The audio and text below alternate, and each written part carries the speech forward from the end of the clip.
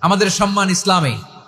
ইসলাম সময়ের অপরিহার্য বাস্তবতা, অপরিহার্য বাস্তবতা।